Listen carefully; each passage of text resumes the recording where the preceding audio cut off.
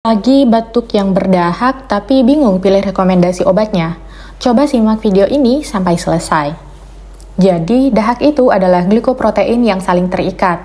Ada dua cara untuk membuangnya. Yang pertama, tambahkan cairan sehingga menjadi lebih encer, atau yang kedua, putus ikatan glikoproteinnya supaya pecah. Guaifenesin disebut juga obat ekspektoran. Dia akan meningkatkan keluarnya cairan di kerongkongan dan bikin dahak jadi lebih encer, sehingga mudah mengeluarkannya saat batuk. Cocok untuk dahak yang ringan, tapi kalau dahaknya membandel dan lengket, kita butuh obat yang sifatnya ekspektoran, tapi juga memutus ikatan glikoprotein dahak, sehingga pecah dan mudah dikeluarkan. Obat yang mempunyai mekanisme seperti itu disebut dengan mukolitik. Mukolitik ini terdapat pada obat bromheksin.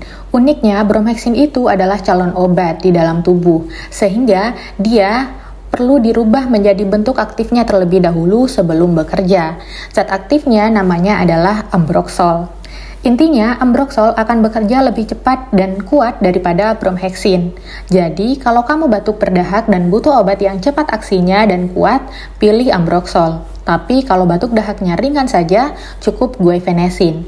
Urutan kemampuannya dari yang cepat dan kuat yaitu ambroxol, kemudian bromheksin, lalu baru guaifenesin. Tapi, karena alasan regulasi, mungkin akan lebih susah untuk mendapatkan ambroxol, sehingga bromheksin menjadi pilihan alternatif selanjutnya. Tapi tahu nggak, kalau kamu menggabungkan bromheksin dengan guaifenesin, itu juga sangat dianjurkan.